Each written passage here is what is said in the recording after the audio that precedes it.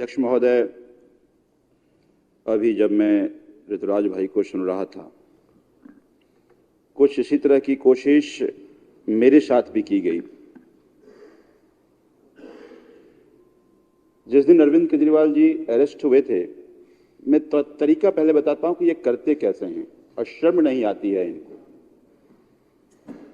जिस दिन अरविंद केजरीवाल जी का अरेस्ट हुआ था, मुझे थाने में डिटेन कर लिया गया था और मैं बुराड़ी थाने में बैठा हुआ था। तो किसी का मुझे फोन आया, उन्होंने कहा कि आपके यहाँ ना कल सुबह इनकम टैक्स का रेड होगा। तो चलो हमने हल्के में लिया कि मेरे यहाँ इनकम टैक्स का रेड क्या ही करोगे। हाँ, मैं किराए के घर में रहता हूँ, अपना कुछ है नहीं, इनकम है नहीं, जिसका तुम ऐसा कुछ पकड़ लो। तो मैंने उसको बहुत हल्के में लिया। फिर सुबह में कोई आया कि नहीं आज नहीं हुआ, 2 दिन बाद होगी। फिर उसके बाद तीसरे दिन एक व्यक्ति आया, उसने कहा देखो आप पार्टी के पुराने आदमी हो, आप शुरू से ही आम आदमी पार्टी में हो, आपके कई विधायक से अच्छे रिश्ते हैं और ये लोग पूरा रिसर्च करके रखते हैं कि किससे किन की बात होती है, कितनी अच्छी बात होती है, किन के यहाँ आना जाना है, ये सारा रिसर्च करके रखे हुए हैं कि आपकी अच्छी बातचीत होती है। इस पार्टी में क्या ही मिला है आपको, और पार्टी तो खत्म हो जाएगी। अरविंद केजरीवाल जेल चले गए, प्रेसिडेंट रूल लग जाएगा, और जब प्रेसिडेंट रूल लग जाएगा तो सारा कमान हमारे हाथ में होगा, तो यहां कुछ मिलने वाला नहीं है। तो आप भारतीय जनता पार्टी में शामिल हो जाओ, और अगर आपने अपने विधायक साथियों को भी अपने साथ ले आए, उनको भी समझाओ। हालांकि ऐसा नहीं, जब ऋतुराज भाई ने कहा तो मुझे पता चला कि हालांकि ऐसा नहीं केवल आपसे बात हो रही है, हम इंडिविजुअली भी बात कर रहे हैं सबसे, और बहुतों ने हामी भरी है। जब आप भी कह दोगे तो उनमें कॉन्फिडेंस आएगा। लेकिन अगर आपने ऐसे 8-10 विधायक जिनसे आपकी अच्छी बातचीत होती है, अगर आपने उनको समझा लिया तो आगे भी सरकार हमारी ही बननी है। तो आपको जैसे कहो, कैबिनेट को हो, जो भी कहो, सब मिलेगा। तो और अगर पैसे की जरूरत है, आप कुछ भी कह दो, हम तैयार। भारतीय जनता पार्टी, मुझे ऐसा लग रहा है कि जिस तरह से अभी इन्होंने एक ज्वाइनिंग कमेटी बनाई थी, वो बिदुरी जी दिल्ली के अध्यक्ष थे ज्वाइनिंग कमेटी के, ये तो बाहर की ज्वाइनिंग कमेटी है जिसको प्रेस उन्होंने ज्वाइन कराते हैं। ये पूरे देश में इन्होंने एक इंटरनल टीम बनाई है, और जिसने, मुझे ऐसा लगता है, जिस तरह से रिसर्च कर मुझे दिखा रहा था, बता रहा था सही विधायकों के बारे में, तो मुझे लगता है कि वो सारी जानकारी भी इकट्ठा करके रखता है कि किसको किसके कैसे भेजेंगे उसके पास, तो ये बात कहीं कह नहीं पाएगा। कौन ऐसा व्यक्ति है जिससे ये प्रभावित है, जिसकी बात सच मान लेगा। एजेंसी में ही हमारे, मान लीजिए, कोई भी सच कर रहा है कि किस हमारे एजेंसी में काम कर रहा है, कोई मान लीजिए पुलिस में काम कर रहा है, कोई सीबीआई में काम कर रहा है, कोई कहीं काम कर रहा है, कहीं मेरा जानू से सब्जेक्ट रखा हुआ है कि ये जाके अगर कह देगा तो सदा इसकी बात मान ले। और ऐसा नहीं उसको कहीं से मैसेज दिलवाता है। वो संजीव झा के यहाँ ना रेड होने वाला है जी, वो बेचारा दौड़ के आता है परेशान होकर कहने के लिए कि आपके यहाँ तो रेड होने वाला है। तो उसने ये भी कहा कि आप भी, जो व्यक्ति आया, आप भी रडार पे हैं। वो सूचना ने पहले भी दिलवा दिया था कि आपके यहाँ आईटी का रेड होना है, तो आपको आपके यहाँ रेड होने वाला है, वो हो सकता है जेल भेज देगा। अभी बता भी रहे थे ऋतुराज भाई, वो भी कहता है देखो अरविंद केजरीवाल की क्या ही गलती थी, कुछ नहीं था, कुछ नहीं होने के बावजूद जेल भेज दिया। आप देखिए संजय सिंह की क्या, सब बताया, संजय सिंह की क्या गलती थी बताइए। संजय सिंह का तो कहीं केवल एक ही अपराध, अगर अपराध ये था कि वो बहुत बोलते थे, वो इतना नहीं बोलना चाहिए था, तो जेल भेज दिया। तो पूरा उदाहरण के साथ कन्विंस करने की पूरी कोशिश कर रहा था।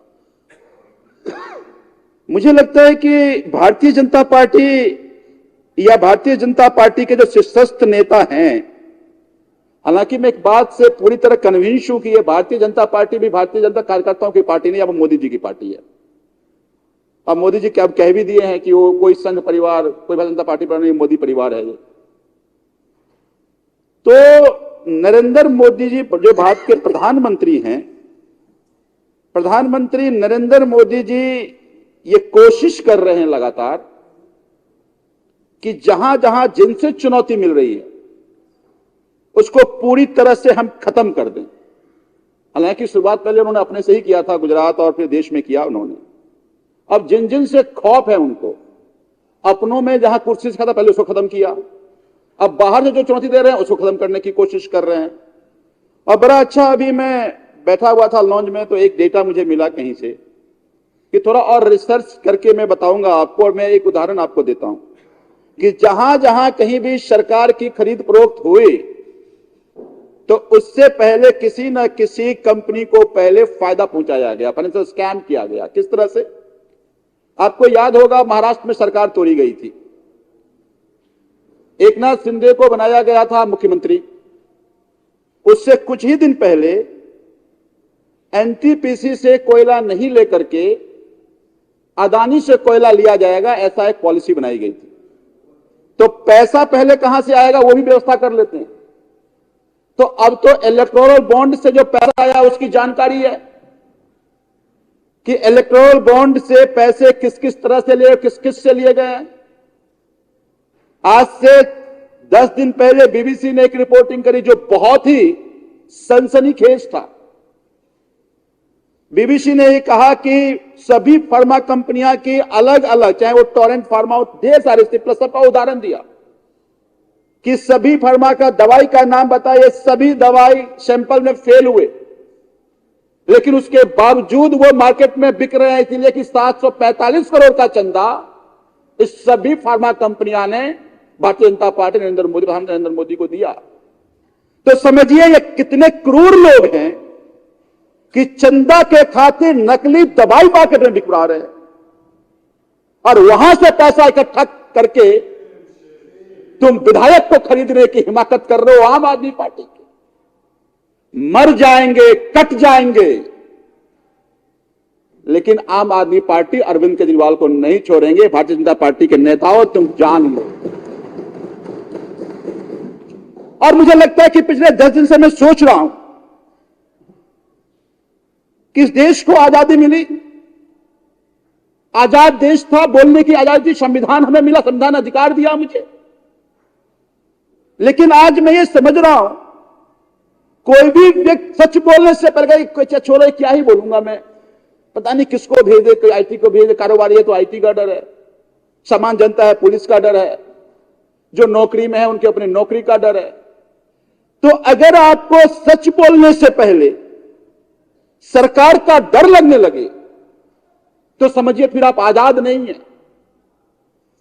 और अगर आप आजाद नहीं है तो फिर यह लड़ाई बहुत बड़ी है, क्योंकि इसी आजादी के लिए शहीद आजम भगत सिंह फांसी पर झूल गए थे। तो मुझे लगता है कि शहीद आजम भगत सिंह के उस कुर्बानी को अगर हम जया होने देंगे तो आने वाले समय में आने वाला जनरेशन हमें माफ नहीं करती। ये लड़ाई और दृढ़ता से लड़नी चाहिए।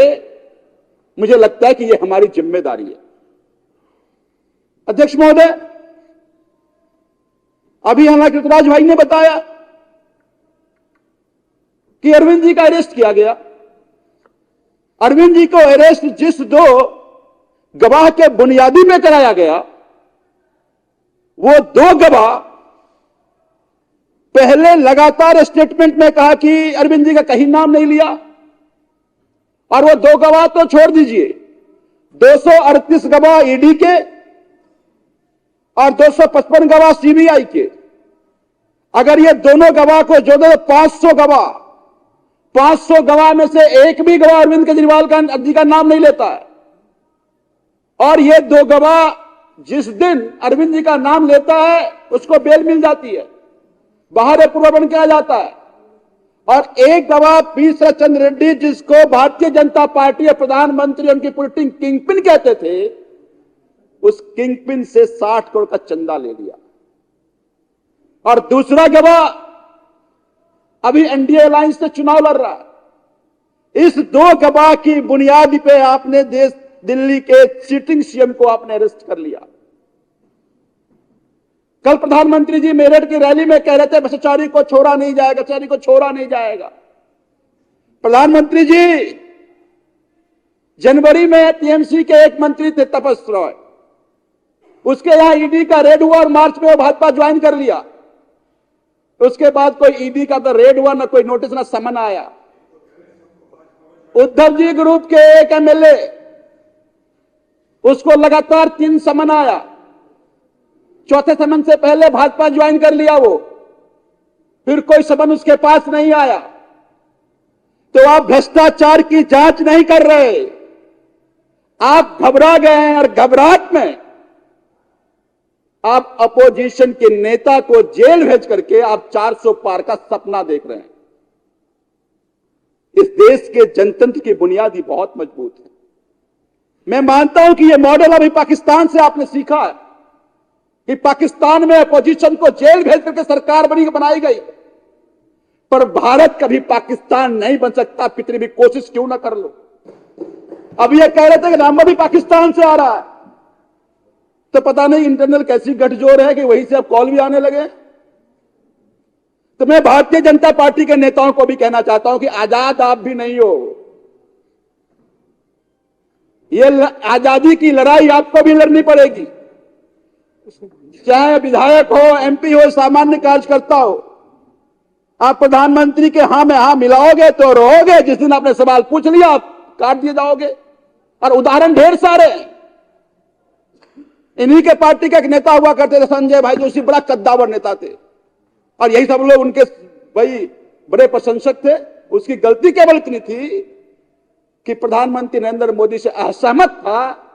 आज उसको दिल्ली में रहने का घर नहीं है। आजाद आप भी नहीं हो। मुझे लगता है कि यह वक्त है, अगर आज हमने नहीं लड़ा तो आपकी बोलने की भी आजादी छीन ली जाए। आपको गुलाम बनकर रहना पड़े। तो हमने तो तय किया है, मरना तो सबको है, या तो मर के मरो या लड़के मरो। तो हमने तो तय किया है कि लड़कर मरना। मोदी की तानाशाही को बर्दाश्त नहीं करेंगे। भेज दो जेल, क्या बिगाड़ सकते हो तुम मेरा? तुम जेल भेजना, जेल जाने के लिए तैयार है। हमने अपने परिवार वालों को ही बोल दिया है कि हमें डिजॉइन कर लो जिनको डर लग रहा है, क्योंकि लड़ाई अब तानाशाह के आंख में आंख मिलाकर यह लड़ाई है।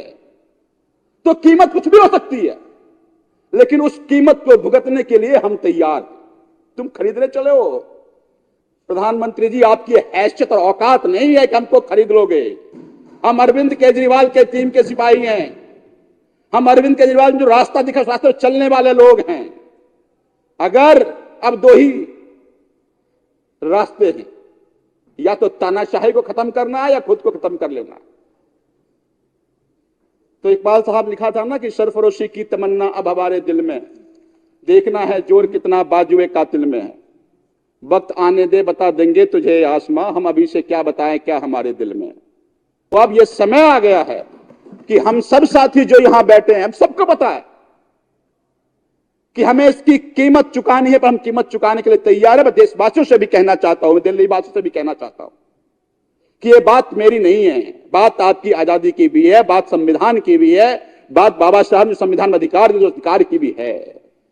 अगर आज अधिकार की रक्षा के लिए आप नहीं उठे तो आपके वो अधिकार छीन लिए जाएंगे, आपको संविधान खत्म कर लिए जाएंगे। तो इसीलिए आज वो माकूल वक्त है। अब कोई गोली बंदूक उठाने की जरूरत नहीं है। चुनाव के दिन आएगा, बटन दबाने की जरूरत है।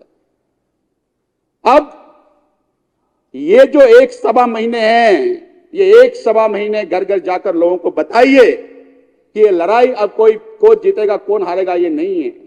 ये जनतंत्र बचेगा, संविधान बचेगा कि नहीं बचेगा, ये लड़ाई उसकी है। और जो इस देश से प्यार करता है, जो जनतंत्र से प्यार करता है, जो संविधान से प्यार करता है, सबकी जिम्मेदारी है कि इस जनतंत्र की रक्षा के लिए उठकर खड़े हो जाओ।